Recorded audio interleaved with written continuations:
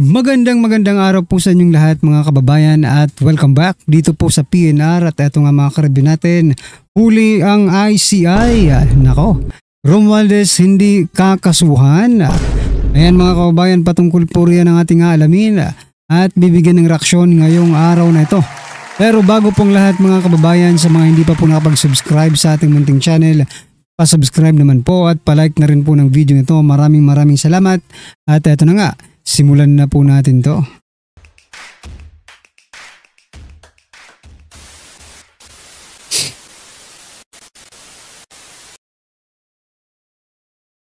So yun mga karibin natin, bago po natin muling pasadahan ang video ito. Eto, unahin muna natin yung mga nagte-trending na mga balita dito po sa mundo ng social media at unahin po natin to. Nako, ito pong post ni Ma'am Cathy Binag. Ayan sabi po dito, nahuli ang nagtangka sa buhay ni Sergeant Orley Gutesa. Good luck. Ayan mga kaubayan. Nako, this is a good news po, no? Dahil nahuli na. Oh. Ang tanong, sino kaya ang ikakanta ng taong ito mga kaubayan? So marami pong nagkomento sa post na ito. Sabi nila huwag nilang maliitin ang kakayahan ng mga Marines dahil nagtutulungan ang mga yan. Pangalawa, intelligent yan si Sergeant Gutesa. Dati kung saan yung dating unit niya, sanay ang mga yan na dumaan sa butas ng karayom. Okay. Yan bago naging intel, sanay sa operation field, combatant. Yan marami ng bakbakan ang dinanas. Yan. Kung sa takot lang mamatay, alam niya trabaho niya. Mamamatay para sa bayan ang magsilbi. Ng katapatan, proud ang mga Marines sa kanya. Kaya tinutulungan siya ng kapwa niyang Marines. Ayan mga kababayan, palakpakan po natin. So eto pa mga kababayan, no? Sabi po dito, kaya pala ganon na lang ang upak nila kay Gutesa dahil alam nilang madadali sila kapag nagsalita na ang sospek at sigurado sila ang ituturo. Ayan, nako.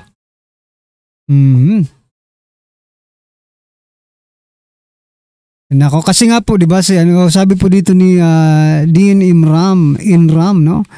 May alam ka ba diyan, Mr. Kuratong Baliling? Ayan, no. Kasi itong si itong si Senator Ping Lacson, no? Nakatutok masyado dito kay Gutesa, no? Hindi po nakatutok sa mastermind, di ba? Didiskitahan ngayon ni Ping Lacson, no? Talagang nakatutok si Ping Lacson 24 oras, no? Dito po kay Gutesa. Bakit si Gutesa ba ang nagnakaw ng ng kaban ng bayan para ganunin ni Lacson? Di ba? Masyado yatang nakatutok si Lacson dito sa witness, no? Kaysa po sa mga itinuturing na mga mastermind ng nakawan. Ito nakikita ko po dito mga kabayan, no? Yung nangyari din kay kay Expedia Agent Morales, di ba?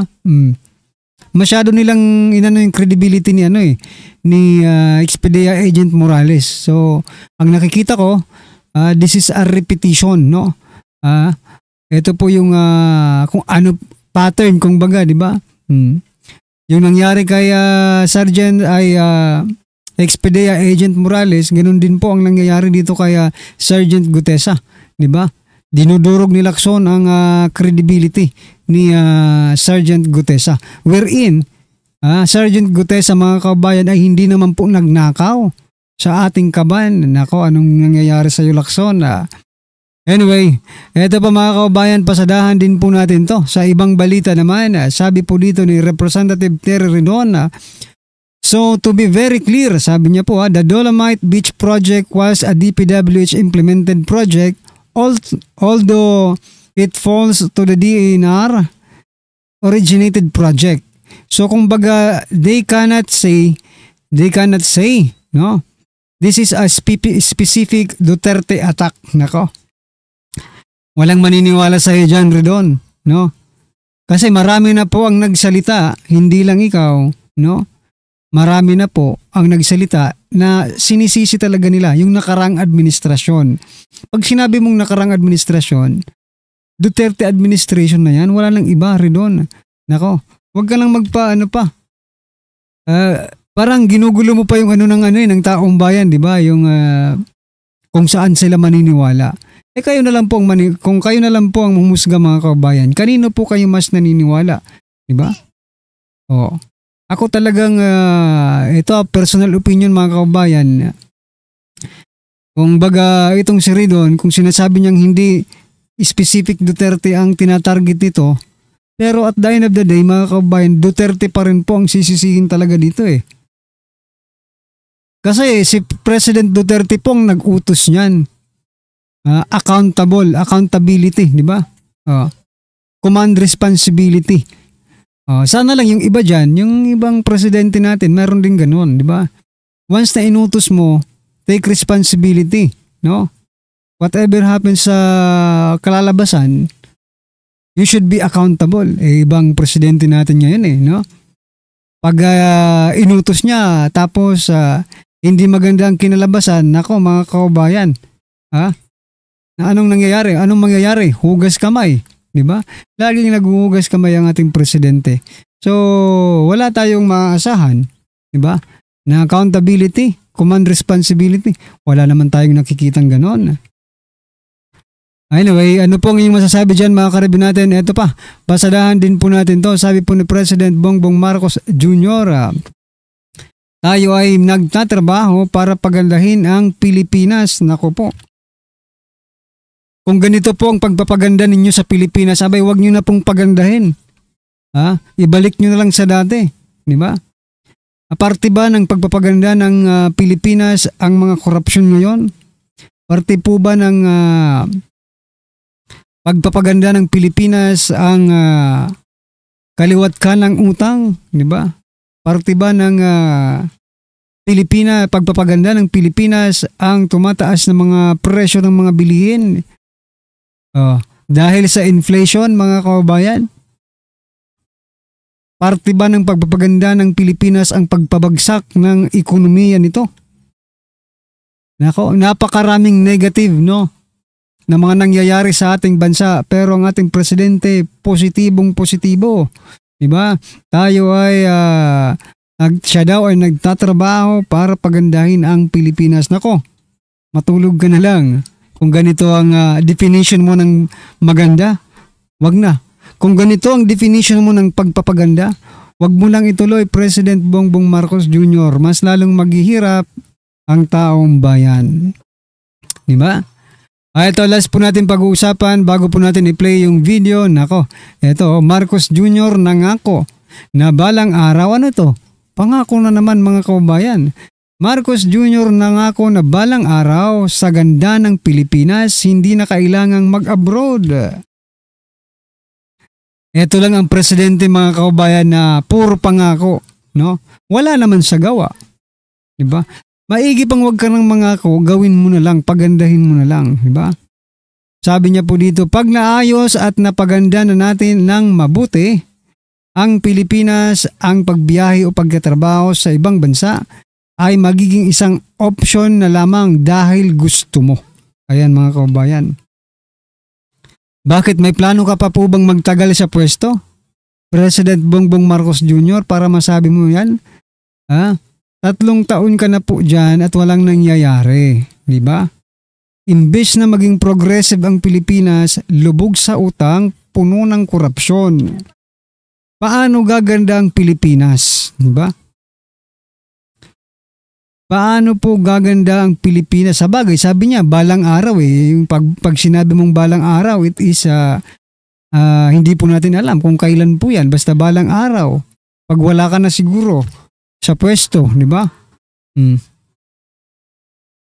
Ayan mga kababayan, ano po ang inyong masasabi dyan? I-comment nyo na lang. At eto, pasadahan na po natin ang video nito at bigyan po natin ng reaksyon. Eto na po. Pumunta po si ICI Chair Andres Reyes sa Office of the Ombudsman at may dala-dala siyang mga papel. Doon sa papel na yan, nakasulat ang mga pinakakasuhan nila sa Ombudsman. So bukod kay Kong Saldi Nelson, ay walang iba pa. Wala nang iba na kasama sa Kamara ng Representante. Parehong ex. Oo nga, di ba? Ako Bicol representative. So bukod nga sa kanya, walang iba pa. Wala pa. Eto na. Pumunta mismo, ha? Naiinip kayo, ha? Kung may-question nyo ako, ba't ako nagpunta ng kukulungan? Eto, pupunta na ako sa Office of the Ombudsman. Pumunta po, ayan si ICI Chair Andres Reyes sa Office of the Ombudsman at may dala-dala siyang mga papel. Ayan, ang daming papel, At doon sa papel na yan, nakasulat ang mga pinakakasuhan nila sa Ombudsman. Mukhang marami-rami ito. Marami. Alam mo ba kung sino-sino? Sino yan? Ang inirekomenda ng ICI na sampahan na ng kaso? Dahu. Parang sa dalita, Kasi dati sinabi nung iba puro kontratista lang Puro DPWH lang Eto na. Ayan dating Yusek ng DPWH, Roberto Bernardo. Nako. Senador Joel Villanueva. Naku po. Senador Jinggoy Estrada. Naku po. Dating Congressman Saldico. Yun na. COA Commissioner Mario Lipana. Nadamay pala si Mario, no? At si dating Caloocan Representative Mitch Kahayon. Pati pala si Kong Mitch. Ito si Kong Mitch, lately lang ito nadawit Oo, dun sa testimonya yan ni Bryce. Hernandez. So kung ang pagbabatayan natin dito ay saan galing, kung hahanapin natin, saan nakuha ng ICI ang ideya o ang impormasyon para ang mga ito ang kasuhan. Alam na natin. Yan po ay doon kay Bryce Hernandez at maaaring kay Henry Alcantara. Ganito yung mga sinabi nila noon, di ba? Yang si Senador Villanueva, Senador Jinggoy, at pati yung kay Saldico, nabanggit din nila. At yung kay Mitch Kahayon, nabanggit din naman nung Bryce Hernandez. So bukod kay Kong Saldi Nelson, ay walang iba pa? Wala nang iba na kasama sa Kamara ng Representante? Parehong ex. Oo nga, di ba? Ako Bicol representative. So bukod nga sa kanya, walang iba pa? Wala pa. Kasi ang malamang, kasi itong problema ng hindi naka-live stream huhulaan na lang natin siguro. Yung kay Popoy, yung kay Popoy Lipan, iba pala yun. Ito naman kay COA, Deputy Commissioner Lipana, parang ata ito Mrs. ba niya o siya? Parang nag-impluensya lang daw siya yung Mrs. niya ay mayroong construction company. Na sinasabing nakaka-impluensya daw itong... Pero aywan ko pero siya kinasuhan bilang So yan mga kabayan, hindi po pinangalanan si former Speaker Martin Romualdez, no? Si Senator Jinggoy at Joel Villanueva kasama sa kinasuhan po mga kabayan, no? Pero itong si former Speaker Martin Romualdez, hindi po kasama doon sa pinakasuhan ng pakakasuhan ng ICI, no? Bakit kaya? Diba? Bakit kaya tumalon papunta sa mga senador? Diba? Si Jinggoy at si Villanueva ang nadali mga kabayan ng ICI, no? COA Deputy Commissioner Beto, si Ginoong Lipana, Mario Lipana.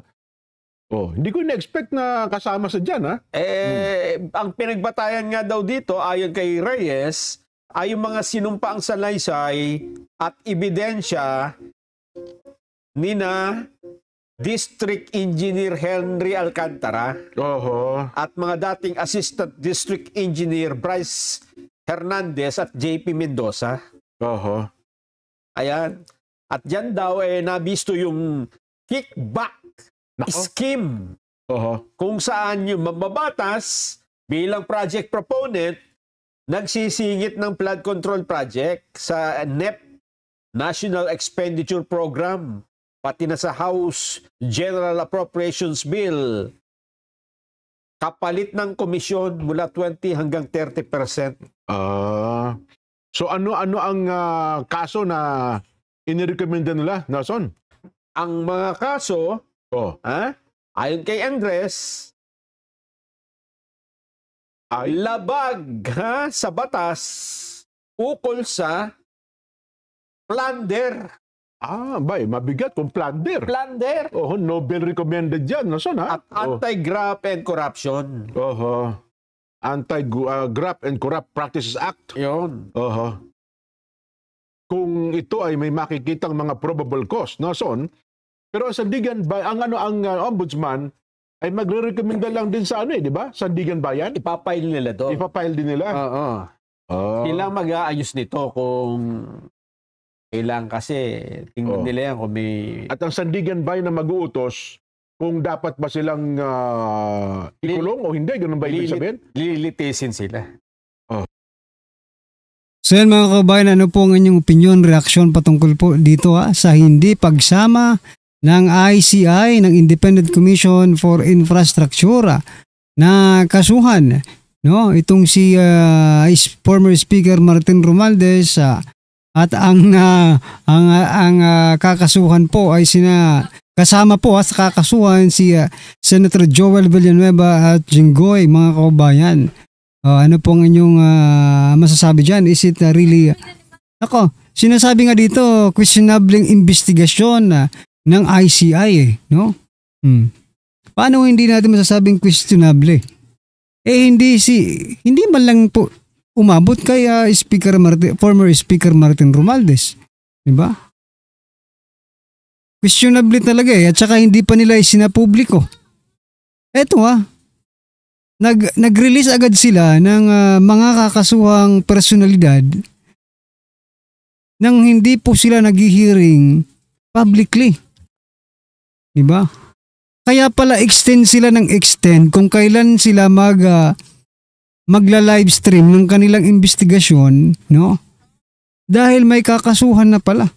At hindi po kasama si Martin Romualdez, mga kababayan.